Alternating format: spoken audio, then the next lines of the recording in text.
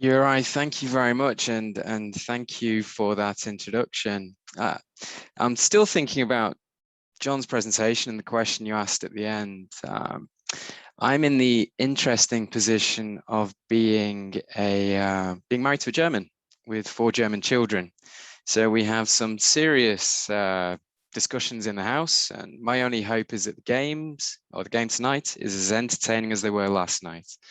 But as you point out, I am also very passionate about intermodality, which is the subject of my presentation today. Enough. So we've seen recently some very interesting things happening, and there was a question already in the Q&A section, and I'm sure you will get to that. So like in France, we see that flights under 2.5 hours are being banked. There are similar discussions going on in Germany, in the Scandinavia. And of course, EU is very active on this field, and IATA as well, where you are an active member of a team. So tell us, where are the opportunities? Well, I'll come on to those later in the presentation, but you're absolutely right. Yep, it's a hot space at the moment. There's a lot happening at the moment. But before we get there, I just want to give a bit of background, a little bit about Dohop and why we are where we are today in terms of intermodality. So if I can ask you just to move to the next slide. So I was rather hoping you'd put a photo up, or we'd find you standing in front of a volcano in Iceland, but obviously the beaches are the place to be at the moment. Although it is worth noting that Iceland is one of the countries that is open at the moment. So Dohop is an Icelandic B2B travel tech company.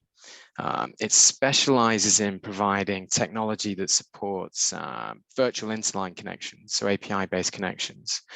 Our objective is to enable connectivity, the sort of connectivity that airlines in particular cannot offer today.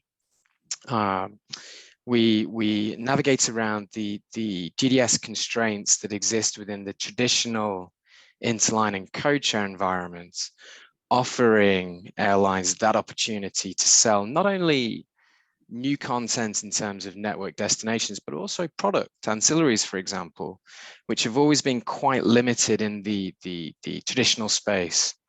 So what we aim to do is to reduce the cost for airlines when doing partnerships, but also the complexity. But one of our big focuses, and Yuri, if I can ask you to move to the next slide, is intermodality.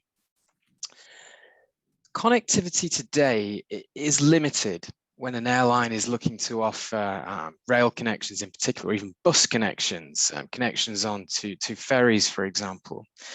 There are some examples out there. We have seen in the news recently, Air France have extended their relationship with TGV. We've also seen Lufthansa and Deutsche Bahn extend their rail and fly product. Now, this is cool, but it's ostensibly supported by legacy technology, in this specific example, Access Rail. Now, how this works is you leverage existing interline technology. Access Rail do a great job in terms of enabling the ticketing of content, if you like, the ticketing of connections between airlines and rail companies. But this isn't relevant for all, especially for the growing number of ticketless carriers we see, low-cost carriers. There's no opportunity to offer such connectivity. So at Dohop, what we're focused on is how we can take advantage of the new capabilities, not even that new, API capabilities to connect this content. But another key point is that the customer experience today, when connecting from air to rail or rail to air, is suboptimal. And I've had lots of personal experience with this. In my previous role, I was head of alliances at Vueling, commuting from Barcelona to Newbury. And in order to take that journey, I needed to fly from Barcelona to Heathrow. I then had to take the bus from Heathrow to Reading and a train from Reading to Reading to Newbury, sorry. That involved 3 separate tickets and 2 points of failure, both at Heathrow and at Reading? What happens if I missed a connection? What happens if my train service was late and I missed my flight? What happens in terms of through checking baggage? There are a number of things that just don't exist in terms of delivering that seamless customer experience. So it is a part of the partnerships world that is ripe for change, that is ripe for improvement. Uri, if I can ask you to move to the next slide, please. So how are things changing? What we do know is that there is increasing demand from airlines to be able to offer these connections. Again, as head of alliances at Welling, it's something I wanted to do. We had limited network presence in markets such as Germany, such as France, and we were very keen to enable new destinations working with the rail operators, DB, SNCF, who could provide that, especially at the airports that we flew into. So we were very conscious that customers were also looking for such options. They wanted that option to connect from a certain train station. They wanted a seamless connection. They wanted their baggage checked through. It was a question of starting to build this out. But what we've seen in particular in the last 18 months, and John referenced this in his presentation, and Luis as well when he spoke at the beginning, is that the political environment has been changing for a while. Sustainability has been increasing in terms of its presence on the agenda.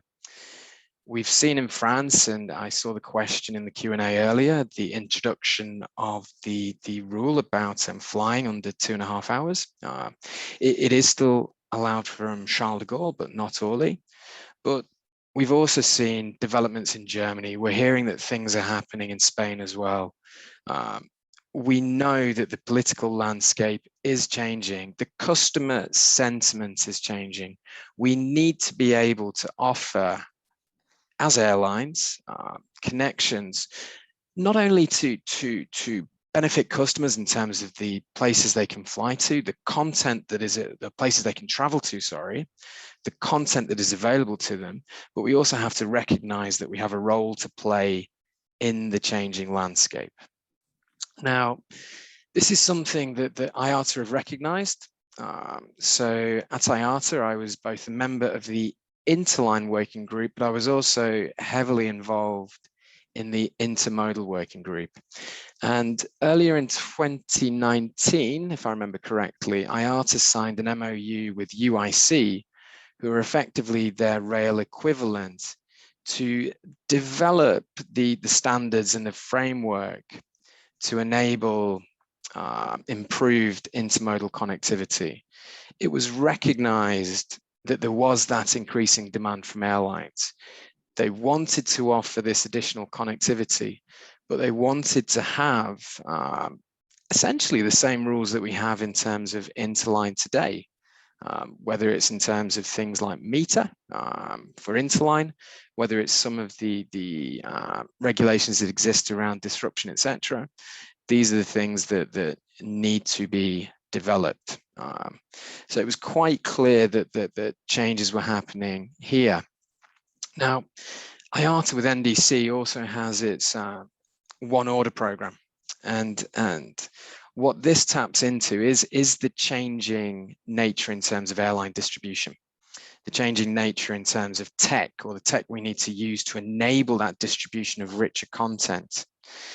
The door that unlocks is the ability to connect air to rail better than we have done previously, and that is something that Dohop is focused on. Uri, if I can ask you to move to the next slide, please. So why intermodal? Airlines are in a challenging spot at the moment. I think, as we've seen through the presentations today and looking at the numbers that John presented, we're in crisis. Airlines will need to be able to offer as broad a network as possible with the capacity that they can deploy. Now, in order to maximize filling seats, they're going to have to be able to offer more choice to the customer, more choice both in terms of the network, but also the content that is available, ancillary content, for example. One of the really cool things about API content is it's more flexible, it's more dynamic, and what airlines are doing at the moment is trying to understand where demand is going to come back, how it's going to come back. Is it going to be VFR? Is it going to be leisure? How long is it going to take before corporate comes back? What you need is a flexible dynamic fare product that can cater to that, and mainly that's your API content, and that's what we at Dohop work with. So in terms of working with rail companies, what you're then able to do is actually work in a more dynamic way if you're connecting API content. And remember, rail companies don't speak ticketing. They don't speak airline language. We need to find a common theme, a common way of working. And APIs or web services are what enable us to do that. But it's not just about trains. Not every airport has a train station. There are different modalities that are out there that we can connect to. That could be an airport to city centre bus transfer. That could be a ferry, as mentioned before. So the need to actually be able to access this content that different modal providers offer is as important as it's ever been. Now, the other thing that, of course, is quite interesting is disruption. Airlines traditionally have had to manage disruption. They've had to reprotect customers onto other flights, often connecting over other points. If you can open up connectivity between air and rail, you can potentially open up the ability to reaccommodate or reprotect customers onto train services, and that would be very advantageous for airlines going forward, and potentially for train companies as well. There's a lot of opportunities in this space that we can focus on. But there are some developments that need to be made. Uri, if I can ask you to move forward. The first of these is quite simply infrastructure. Is the infrastructure there to enable the connectivity we want to see? I'm based in the UK, and my local airport is Heathrow, but as I've mentioned, the ability for me to get direct from Heathrow to Newbury on the train isn't there. So across the continent, there is a requirement to develop the infrastructure. And of course, this isn't a short-term thing. This is a longer-term project. And it's something that the EU has recognized through DG Move, the Directorate General for Mobility. There's a lot to happen in terms of developing the infrastructure and the capability to improve the proposition for people who want to travel. But what is there? What we can work with is systems connectivity. As I've touched on, we can combine API content. We can take that airline content, we can take that train content, we can take that bus content, and we can put it together. We can create those connections for customers, whether it's an integrated reservation from A to C, or whether it's an ancillary product added to a booking.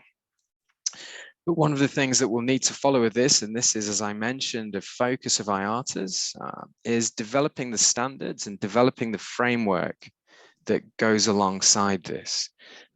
If we do experience disruption, how do we manage this? What are the rules that govern baggage, for example?